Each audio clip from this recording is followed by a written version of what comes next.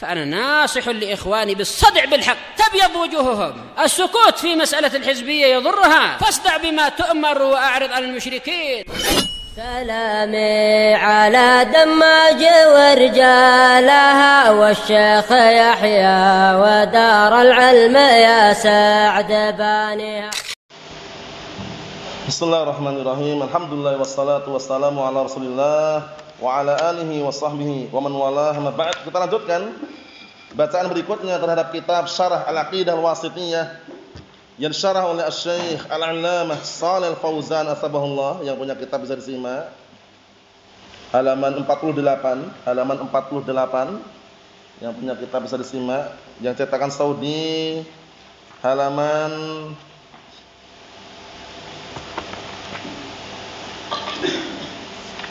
yang ke 125. Jadi diperhatikan baik-baik. Yang cetakan Mesir bisa dilihat yang ada di situ. Kita lihat sini barakallahu fiik. Fasyahid minal ayah, maka inti dari ayat yang mulia ini. Ayat masalah apa ini? Masalah orang-orang yang beriman kelak di akhirat akan melihat siapa? Allah Subhanahu wa taala. Dan ini kenikmatan yang sangat besar sekali. Paham ya? Melihat wajah Allah Subhanahu wa taala. Kenapa kok dikatakan nikmat yang besar? Dikarenakan setiap kali orang itu melihat, yang laki-laki tambah ganteng, yang perempuan tambah cantik. Paham ya? Nah, masya Allah. Kita lihat dulu. Fasyahid min anal ayatul karimah, maka inti daripada ayat yang mulia ini, disimak yang punya kitab.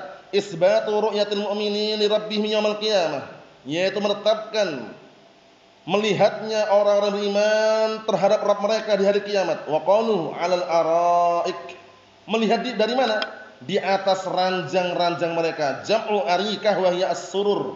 As-surur itu jamak dari sarir, ranjang, dipan-dipan. Jadi mereka melihat Allah Ta'ala dalam kondisi di atas ranjang-ranjang, dipan-dipan mereka. Masya Allah.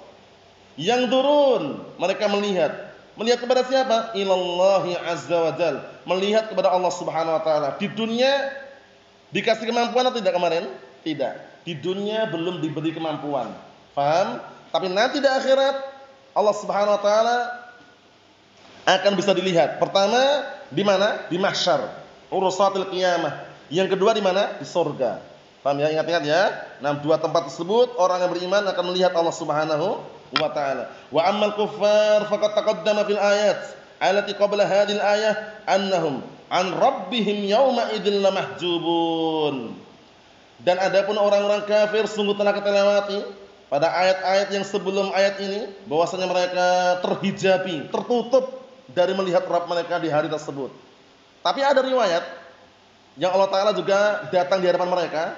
Bagaimana cara mensinkronkannya? Para ulama telah menjelaskan, kalaupun seandainya Allah Ta'ala bisa dilihat oleh mereka, tapi apa? Tapi juga bukan penglihatan yang bikin orang senang. Paham ya? Nah, bukan penglihatan yang bikin orang senang, bikin orang nyaman, tapi apa? Membikin orang itu sengsara dan juga ketakutan. Paham ya? Nah, maksudnya itu kalau untuk menjamak dengan apa?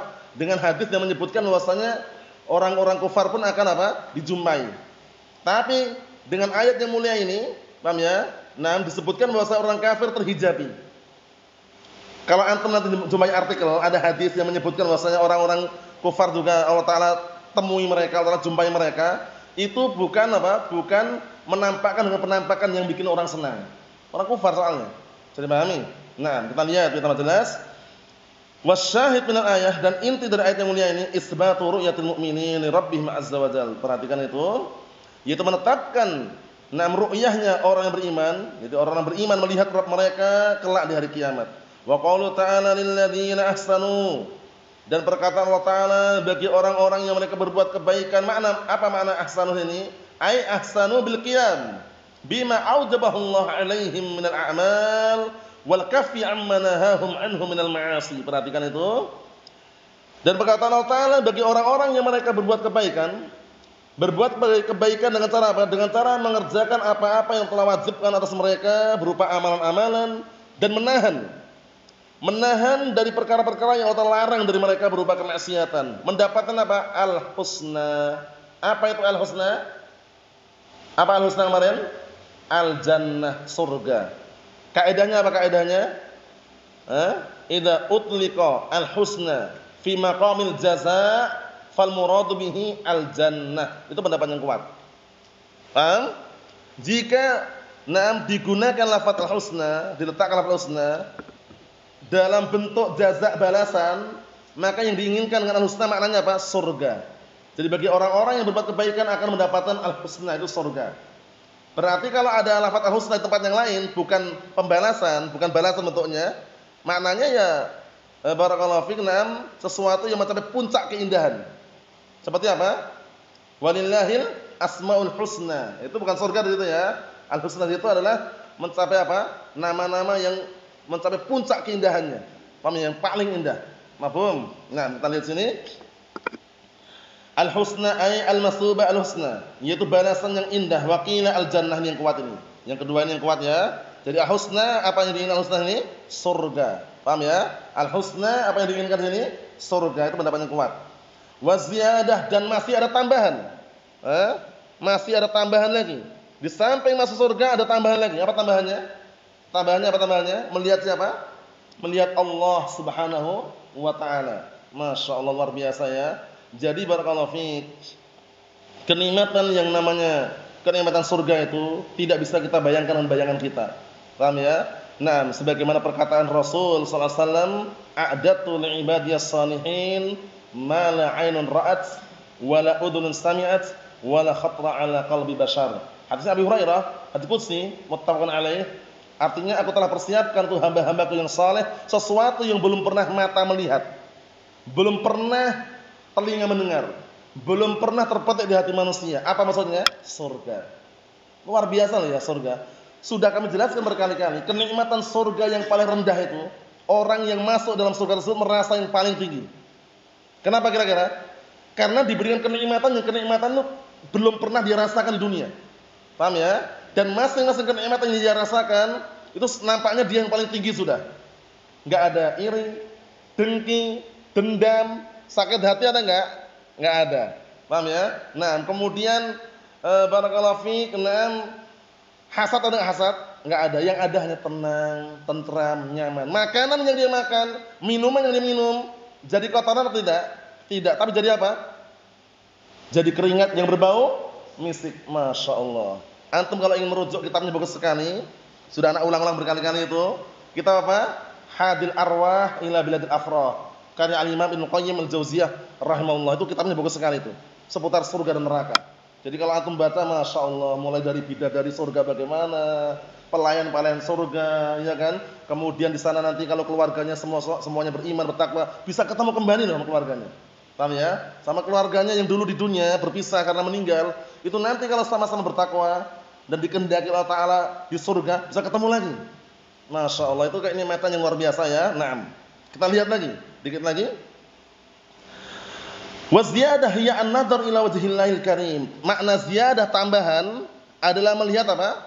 Melihat wajah Allah Subhanahu wa taala. Ingat-ingat faedah ini ya. Jadi bagi orang-orang yang mereka berbuat kebaikan, mendapatkan al-husna. Apa al-husna tadi, Ahmad? Surga. Dan ziyadah, masih dapat lagi tambahan. Tambahannya apa, Muhammad? Melihat wajah Allah Subhanahu wa taala, an-nadhar ila wajhillahil karim. Kama sabata tafsiruha bidzalika an Rasulillah sallallahu alaihi wasallam fi sahih Muslim.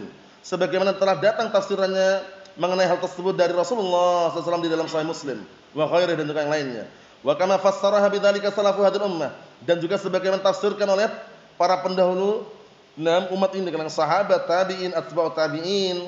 Ziyadah maknanya adalah melihat wajah Allah Subhanahu wa taala. Wa 'ala dzalika yakun syahid minal ayah al-karimah. Berdasarkan penjelasan tersebut, maka inti daripada ayat yang mulia ini isbatu ru'yatil mu'minin li rabbihim yaumal qiyamah, yaitu menetapkan sifat ru'yah bagi orang yang beriman, ya, melihat Rabb mereka di hari kiamat kelak. Melihat Rabb mereka di apa? Di hari kiamat kelak. Wa qaulu ta'ala lahum ma yasha'una fiha. Masyaallah, lihat ini. Di surga semuanya ada. Wa lahmi tayrin mimma yashtahun. Paham ya? Wa hurun 'ain. Bukan hanya daging burung, hurun 'ain. Bidadari yang bermata jeli. Masya Allah, ini kenikmatan surga luar biasa ya. Nah, barakallahu fiik, bukan di sini tempat penyebutannya. Cuman kita syahidnya lahum ma yasha'una fiha. Bagi mereka di surga apa yang mereka inginkan semuanya ada. Mulai khamr bagi orang beriman boleh enggak di sana? Di surga boleh. Paham ya? Kemudian ada taman-taman surga. Di bawah taman itu mengalir di bawahnya sungai. Ada sungai khamr, sungai madu, sungai air tawar, sungai susu, masya Allah semuanya ada di sana pokoknya. Paham ya? Antum mau makan, nggak perlu jauh-jauh, mau metik buah, datang sendiri buahnya. Qutufuha daniyah. Ya kan? Ingin metik dekat sendiri. Kalau sekarang kalau antum mungkin makan buah-buahan, bisa dekat sendiri atau beli biasanya? Beli atau ada orang yang ngantarkan. Ini tinggal ingin makan, Allah Ta'ala dekatkan sendiri. Masya Allah. Di sana juga ada pelayan-pelayan. Penduduk surga. Kita lihat sini. Nasallaha an yaj'alana min ahli jannah. Kita lihat sini barakallahu fikum. Ainil mu'minin. Bagi orang yang beriman, mereka mendapatkan apa yang mereka inginkan di surga. Fil jannah. Ma tashtahi anfusuhum. Apa yang diinginkan diri mereka. Wa taladdu a'yunhum. Dan apa saja yang bikin lezat pandangan mereka. Min fununin na'im, berupa apa? Beraneka ragam kenikmatan, wa anwa'il khair, dan bermacam-macam kebaikan. Waladaina mazid. Bukan hanya itu. Kami ini masih punya tambahan lagi. Apa tambahan tadi? Melihat wajah Allah Subhanahu wa taala. Mazid sama ziyadah itu maknanya adalah melihat wajah Allah Subhanahu wa taala. Paham ya? Waladaina mazid. Paham ya? Melihat wajah Allah Subhanahu wa taala. Ai ziyaratun 'ala dzalik wa huwa an-nadhar ila wajhillahil karim. Tambahan atas kenikmatan di surga tersebut yaitu melihat wajah Allah Subhanahu wa taala. Wa hadha huwa syahid minal ayatil karimah. Inilah inti dari ayat yang mulia. Wa huwa isbatun nadhar ila wajhillahil karim fil jannah, yaitu menetapkan melihat pada wajah Allah taala di surga. Melihatnya dengan apa Usama? Dengan hati atau dengan mata kepala? Dengan mata kepala masing-masing. Paham ya? Nah, benar-benar melihat wajah Allah Subhanahu wa taala. Mafhum insyaallah? Kenikmatan di dalam surga. Ma yustafadu minal ayatil karimah, yang bisa diambil dari ayat yang mulia ini. Yustafadu minha, disimak itu yang punya kitab. Yustafadu minha isbatu ru'yatil mu'minin li rabbihim yaumil qiyamah, yaitu menetapkan melihatnya orang yang beriman terhadap Rabb mereka di hari kiamat kelak. Wa annahum a'dhamun na'im alladhi yanalunahu, yang mana melihat wajah Allah Subhanahu wa taala merupakan kenikmatan yang paling agung yang mereka dapatkan. Lihat, masuk surga sudah nikmat, tambah melihat wajah Allah taala, tambah lagi mendapatkan keridhaan Allah Subhanahu wa taala. Kita lihat. Wa hadha huwa qaul sahabah wa tabi'in wa a'immatul muslimin, dan ini adalah pendapat para sahabat dan para tabi'in dan para a'immatul muslimin khilafan lirrafidhah. Lihat itu.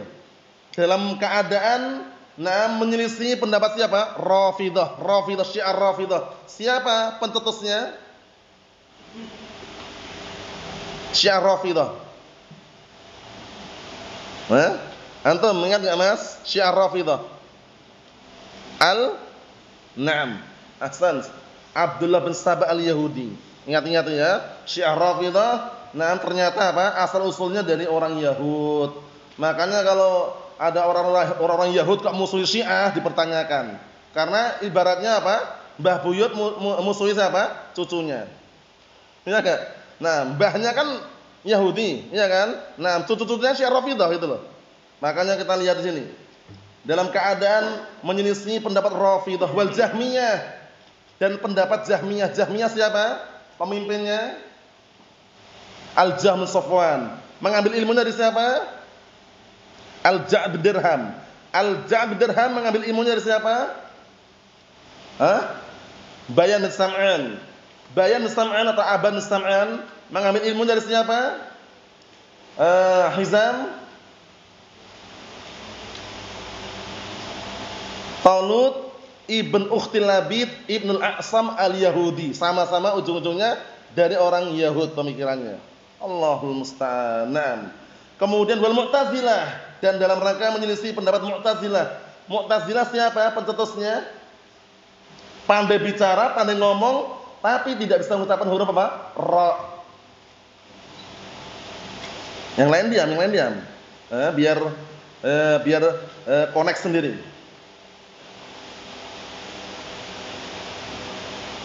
Ingat belum? Sebelahnya ilman. Naam, ingat-ingat. Wasil bin Atha al-Ghazzal. Wasil bin Atha al-Ghazzal punya teman enggak? Siapa temannya itu? Setelah dia memisahkan diri di majelisnya Imam Hasan al-Basri, dia punya teman dia. Siapa?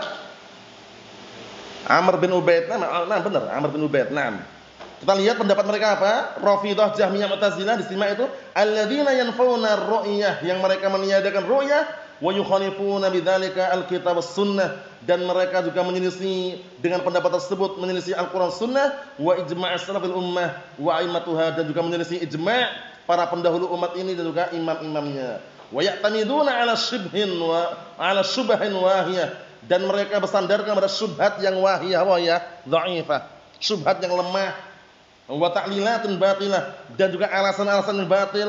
Minha, di antara alasan tersebut di sini ada, nah barakallahu fik, 3 alasan, kita ambil satu dulu aja.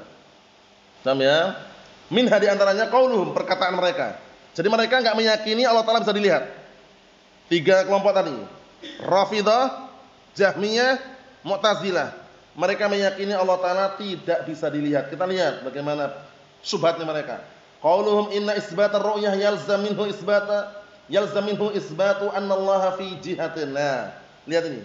Kemarin sudah kami jelaskan ya, kami sudah pernah jelaskan seputar jihad ini. Jadi nanti antum siapkan jawabannya kalau ada pertanyaan. Yang pertama, syubhatnya mereka, ketika menetapkan ru'yah Allah Taala bisa dilihat, berarti mengharuskan menetapkan bahwasanya Allah Taala itu berada di suatu tempat. Berada di suatu tempat, berada di suatu sisi. Paham ya? Berada di suatu arah. Ya enggak? Melihat. Orang kalau melihat biasanya ke arah enggak? Ke arah, ke tempat. Paham ya? Berarti Allah Taala butuh tempat. Nah, itu syubhatnya. Berarti Allah Taala butuh tempat. Itu syubhatnya. Ingat bantahannya Hizam? Bantahannya bagaimana? Mutlak atau dirinci? Ayo, fihi tafsil, jawabannya rinci. Rinciannya bagaimana?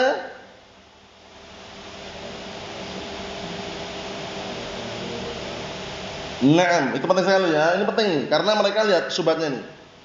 Berarti mengharuskan menetapkan bagi Allah Taala itu berada di suatu tempat, suatu arah. Walau kana fi jihatin lakana jisman. Kalau seandainya berada di suatu tempat, berarti Allah Taala jism. Ada badannya seperti kita ini. Wallahu munazzahun an dzalik. Padahal Allah Taala disucikan dari hal tersebut. Diserupakan dengan manusia, diserupakan dengan makhluk, Allah Taala disucikan. Nah, jawabannya bagaimana ini? Fihi tafsil jawabannya. Jawabannya perlu dirinci. Rinciannya bagaimana? Jika yang antum inginkan jihad itu tempat yang meliputi Allah Taala, tidak. Tapi jika yang diinginkan jihad itu adalah apa? Allah Taala berada di suatu tempat yang Allah Taala meliputi tempat tersebut, na'am, itu benar itu. Tahu ya? Allah Taala beristiwa di mana?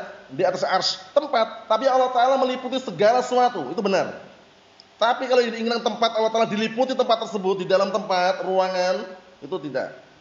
Makanya mereka ingin menjebak kita agar meniadakan semuanya. Wah benar, iya. Berarti Allah Taala itu tidak berada di atas, tidak berada di atas, enggak di bawah, enggak di kanan, enggak di kiri, enggak di tempat, enggak di arah mana-mana. Ujung-ujungnya gitu nanti kalau orang bingung. Kita katakan Allah Taala berada di suatu tempat yang Allah Taala meliputi tempat tersebut, itu yang benar.